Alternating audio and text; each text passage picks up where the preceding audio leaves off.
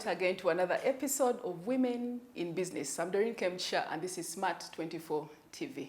We're always delighted to have you. Now today, as we get into the independence mode, what we have been thinking about over and over and over again is how far have we come with women empowerment? Are we actually emancipated? Are we getting empowered? What is happening? Is it good? Is it effective? Is it ineffective? To help us on this particular episode, to give insight into this, we have an amazing lady, amazing lady, Dr. Miriam Matembe. She has been here for quite a while. She has moved into these spaces. She has jump-started empowerment in different communities and within different organizations. She is also part of SEWIGO, Center for Women in Governance. We are delighted to have you, Matembe. Thank you very much, my dear. I should call you my dear daughter because Sure. you really look like one. And I have so many. Yes. God has blessed me with many. I want to thank you for inviting me. Yeah. I want to say good evening to you listeners and viewers. Yeah. So here I am. Here you are. Called me. We have been waiting to have you on Women in Business. Why? Because you are a brand. You are one of those trailblazers that have been pushing for women emancipation, for all these empowerment drives for quite a while with other partners, other amazing Ugandan women, especially from way back. And we also know that you keep tabs on everything that happens. You are within the setting, but you are also very sensitive to whatever is happening within this particular country. In your analysis, as we head towards independence, which is just this particular weekend, how has it been so far? And this is a conversation we know we shall have for the next couple of minutes.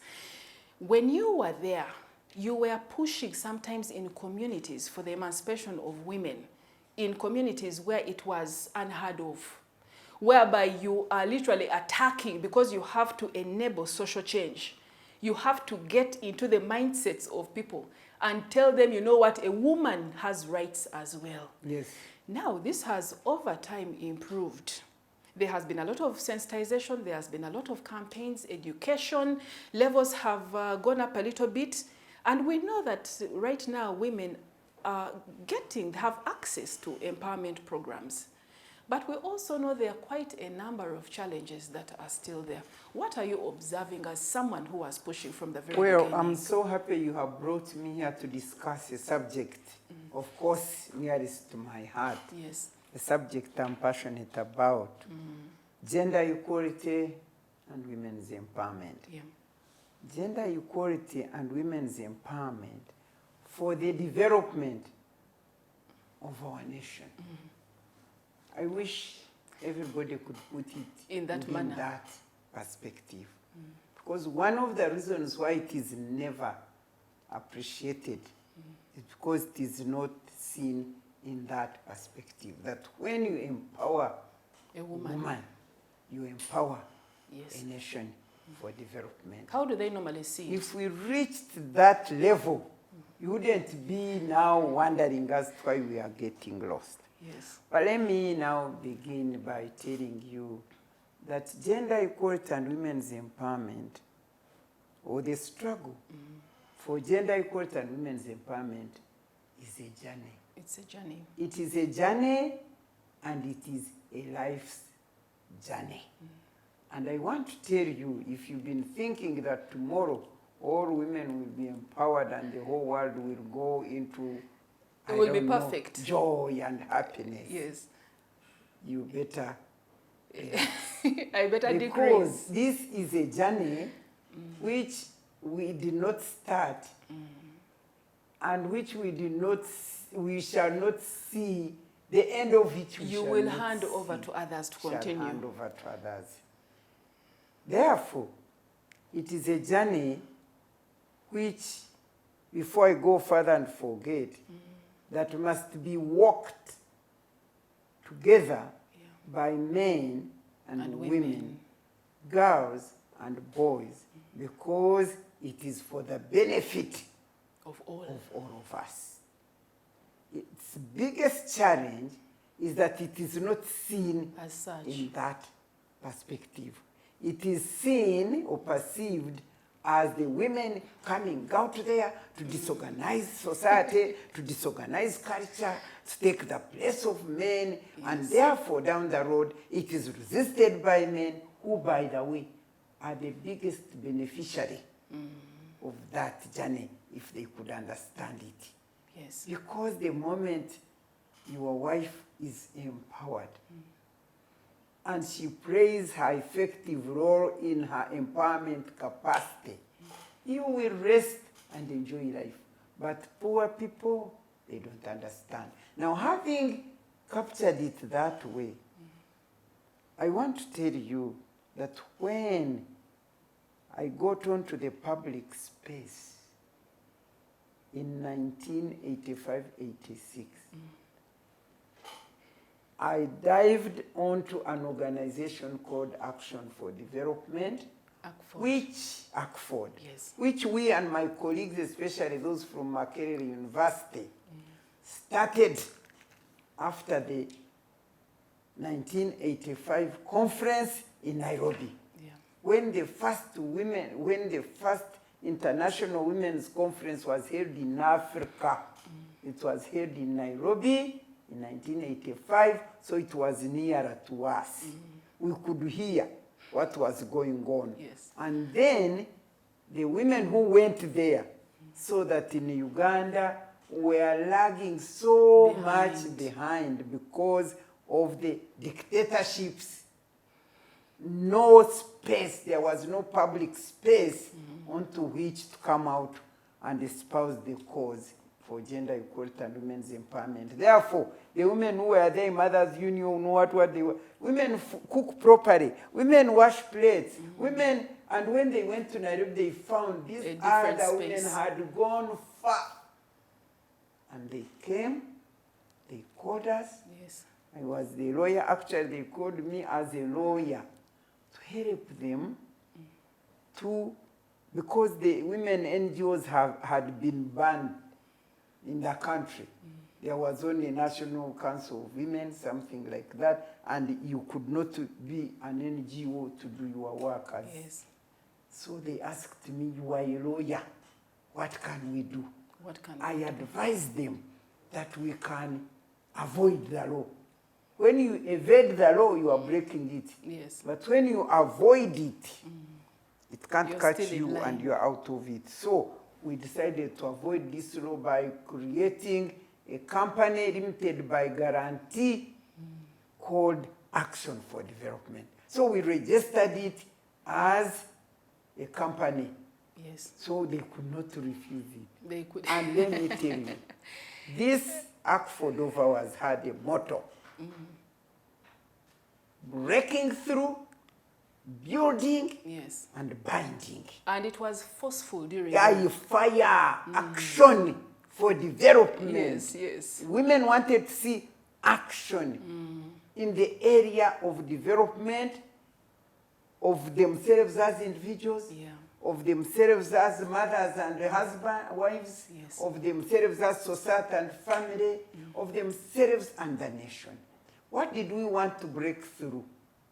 The existing We want norms. to break through the barriers that were constraining girls and women from being looked at full human beings in their own right, to be able to utilize their wisdom, talents, and realize their full potential. We wanted to break through those barriers. And when you say you came in with a lot of fire, Yes. that was needed because these were barriers that had been going on for centuries. For life, up to For now, they are centuries. there, although we are just punching. They are there. And yes. then what did we want to build? We wanted to build values, systems, procedures, institutions that would recognize women as full human beings in their own right, not appendages to men or half. At the top and the bottom. As full human being at the side, to walk side by side in every area with men and achieve. And then, after breaking through, and building these systems, wanted to bind women together in love with one another for the development of our societies, of our communities, of our families and nation. That's it. And that's but how now, it started. I want you to tell, you think if you ask a member of Oxford now, she can tell even that motto. Maybe it is written on our magazine. Yes. You think they can explain it to you? And let me tell you, for us, the name Oxford came as a vision. Yes. Joy Kwesiga went to sleep and she dreamed action for development and came with a name. And then we came with a breaking through, building, binding, and we went on fire. Why do you think the fire has waned? I'm going to tell you. Why do you think the fire has waned? I've told you it is a journey. Yes.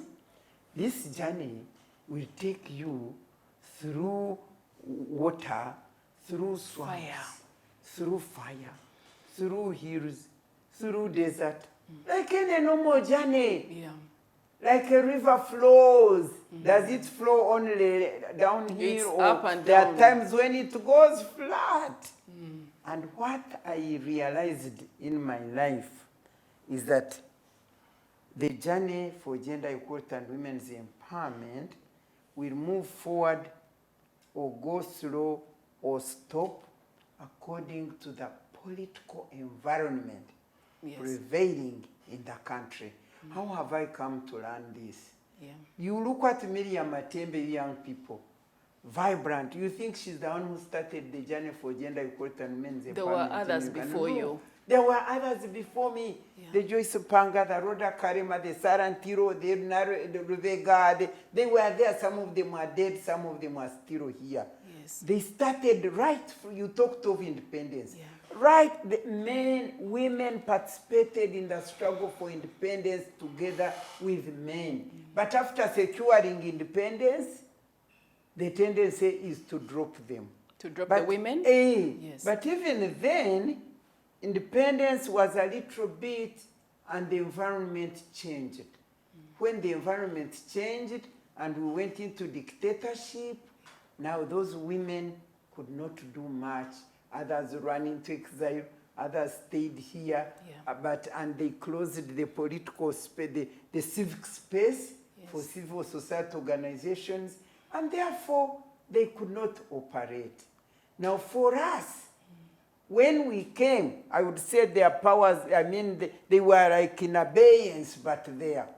When we had started Oxford, I want to tell you, if NRM government did not come to power, we would not have reached anywhere. Because we came with vibrance, on fire. And by then, you remember. And you had a purpose. You remember our government was overthrown at Beijing, at Nairobi. The first Lady Millie Obote and her delegation of government.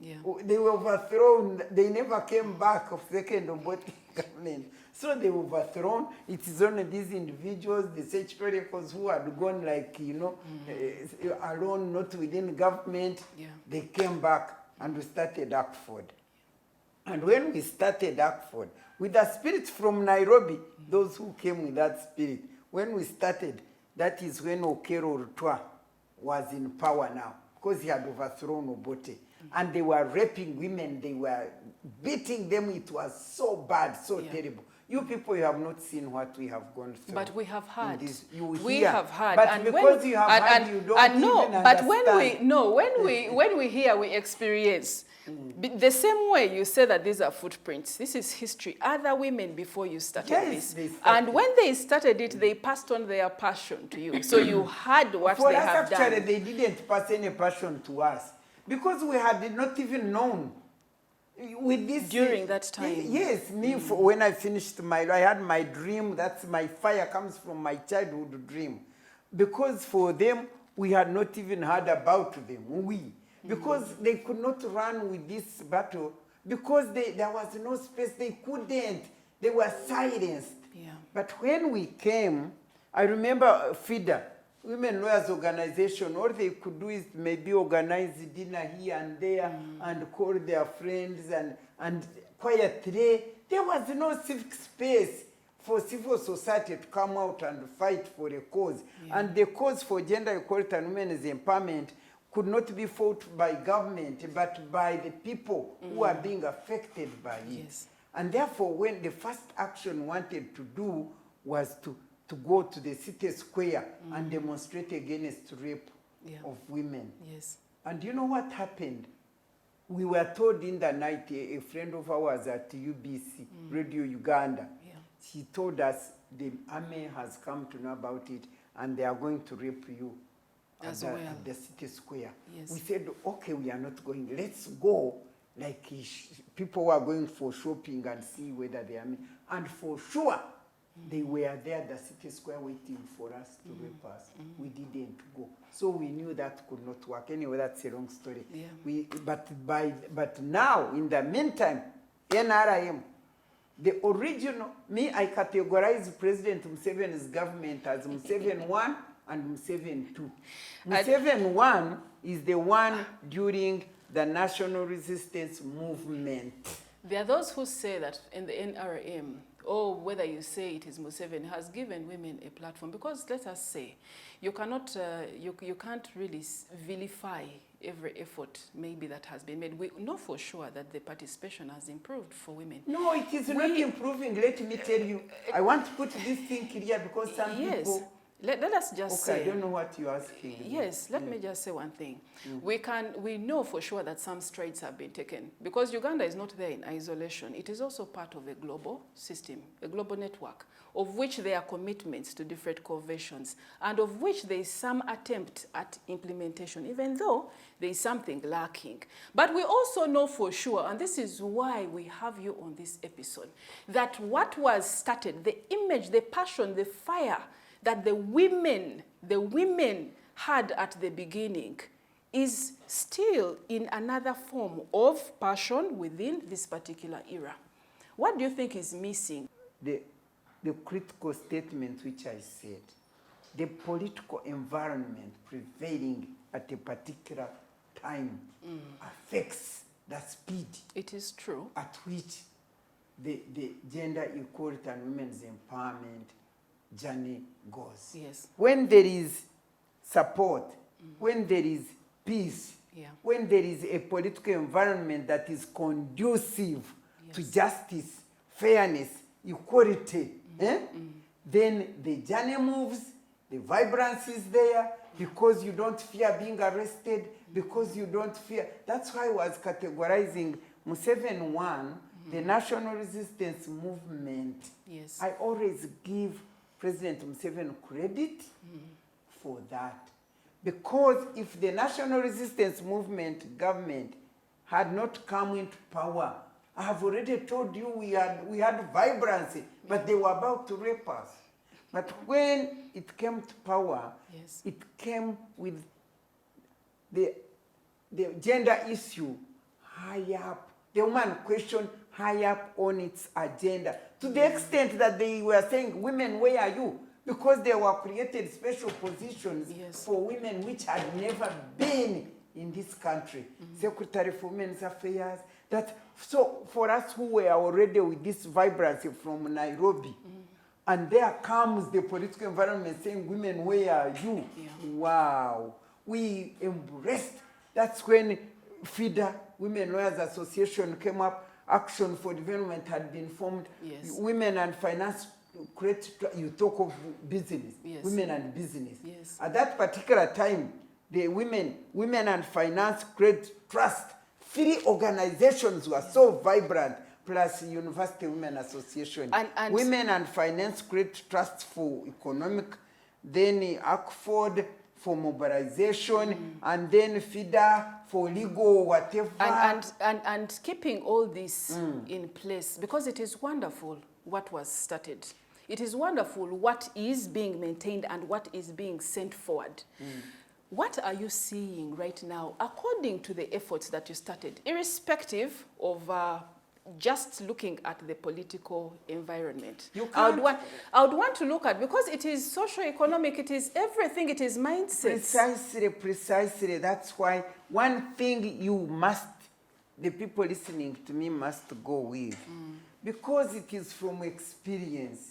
we were running would have got better with, by the way, what do you mean? Empowerment means you first empower a human being to know that she's a full human right in her own right. That's why sensitizations human are person. there. And once she's empowered humanly within the social context, then she's empowered educationally, then she's empowered legally, then you can talk of, or when she's all that, she becomes an equal partner with a fellow man.